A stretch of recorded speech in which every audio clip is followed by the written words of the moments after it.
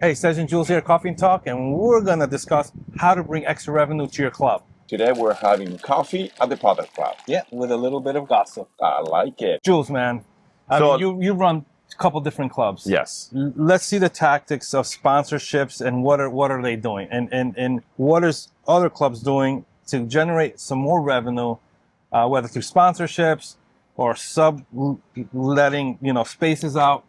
Let's talk about that today. So let's break down this a little bit, the way it works, this business. If you own a Padel Club, two main sources of revenue. You're renting courts and you do programming. Those are the day-to-day operation. That's the day-to-day income. And also there's a small amount, 10, 20% of shop sales, beverages, things like that. But that's your core daily revenue. Now, how can you increase that revenue? How can you start looking outside the box? Sponsorship deals. Some clubs, what they do, which I think is a fantastic idea, but this depends of the vision of each club, and each club is taken differently. It also depends of how many people are going there. Exactly. Because at the end of the day, people are only going to sponsor if there's people going there. Yeah. And if you get the right sponsorship, that those people can use those services or products. So when you get out there and start selling the sponsorship to sponsor the club, there are many different levels that you can do it. One is to sponsor the entire club, meaning your branding is going to be all over the club. For you as a club owner to do that, you have to create the foot traffic first. How much exposure you have on social media, on the web. How much foot traffic you have every day. That's might be tough too, depending if you have investors, and yes. that might not be their strategy. Yeah. But the easiest one is going to be on the courts. Yeah. I mean, you have pretty much a billboard on your courts. Now, you have to be able to demonstrate you have enough foot traffic there before you go ahead and even talk to anybody who's considering sponsoring the club. So as soon as you create that community, start selling. How can we create, monthly revenue to the club? So court sponsorship, I think, is a brilliant idea, but maybe some clubs don't want to have, logos everywhere and things like that. But at the clubs that I work in the past, we used to sell the courts. Each court will be worth, let's say main court, the center court will be worth $20,000 a year for you to put your logo all the way at the bottom, all around the court. You know what I mean?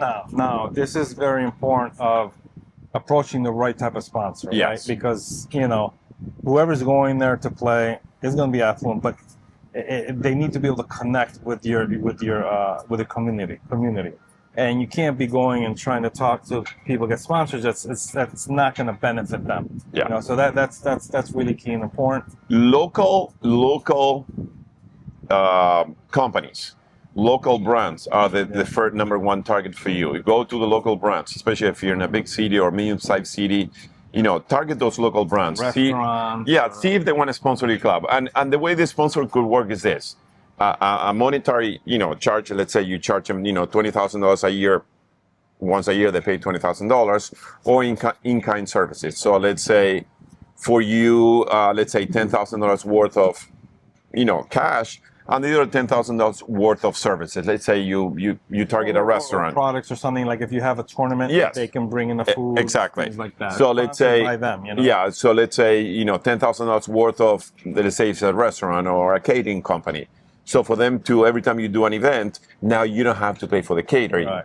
So, those things. Another one could be airlines or cruise lines. Here we have, the headquarters of many different airlines.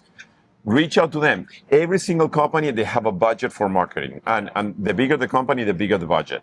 And for them, maybe $10,000, $5,000, $20,000, it's nothing. But for you, it could be a huge revenue maker.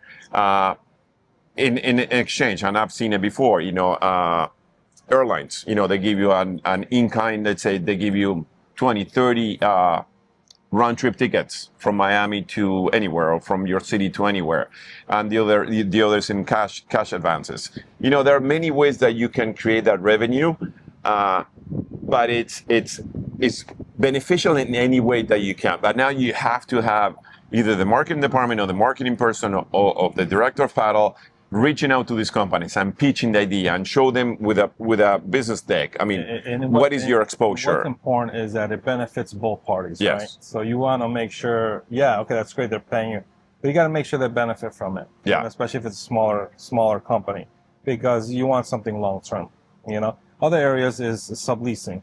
So it could be your pro shop, it could be a coffee place, it could be a food truck, it could be it could be any of those things, right? Those are just things that your customers are going to want, your community is going to want, but it takes a lot of money. Let's say they serve food, and by the time you do it, you may not be profitable. So we're working with a food truck or a company that comes in to share profits, or you can lease it to them. I've seen that here done all the time. I guarantee you, if you're going to have a club, or if you're a club owner or a future club owner, you're going to have a shop. You want to sell products. You want to sell rackets and things like that. Reach out to a local sports club or a sports retail store or a paddle store. You know what I mean? Here in Miami, we have many.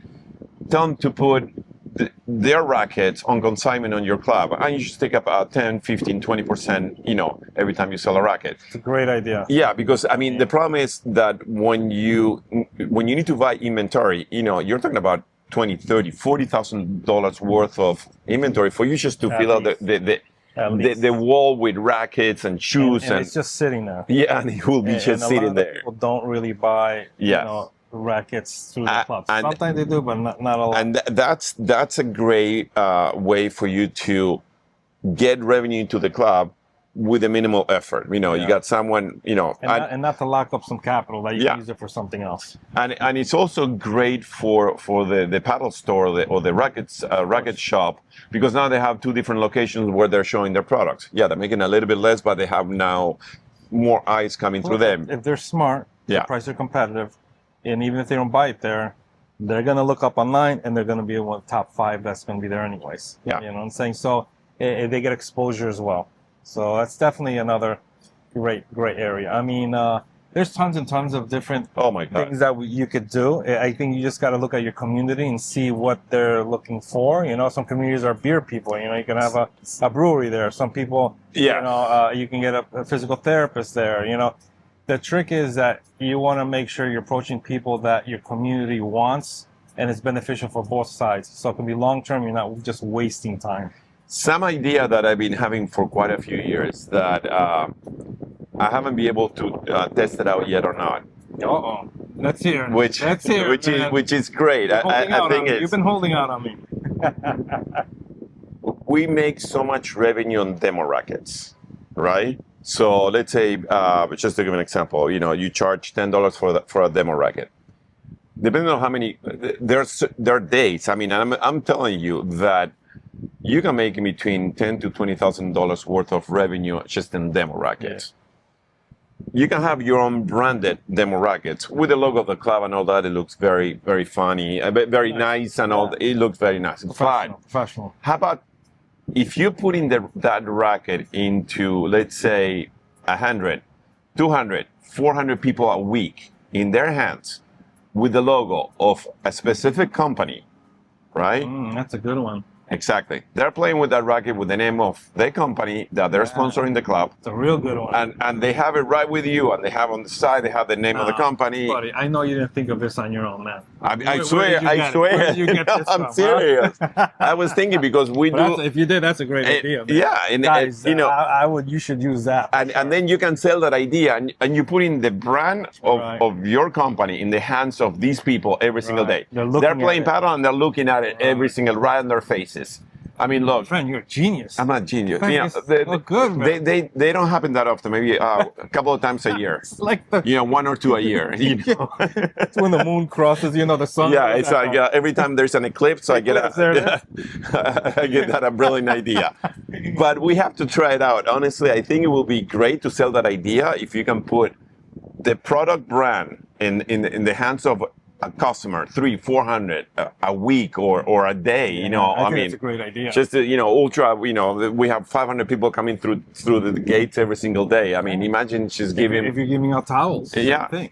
Towels, same thing. Waters. If you're buying your own waters with your name on it, you could have you can have a sponsor on there. Yeah. You know? So not just a racket, there's a few other things you can apply there. Yeah. You know, so yeah, but we shouldn't tell anyone those deals, man. I mean, those should be keep trade secrets. No, you know. I mean, we're here to try to help you guys generate, Yeah. you know, more revenue and build more clubs around the country. I mean, we're in the ecosystem that we want for everybody to be successful. Where our mission is make paddle grow in the United States and more importantly around the world. You know, gonna say let's make paddle great again. Let's make paddle.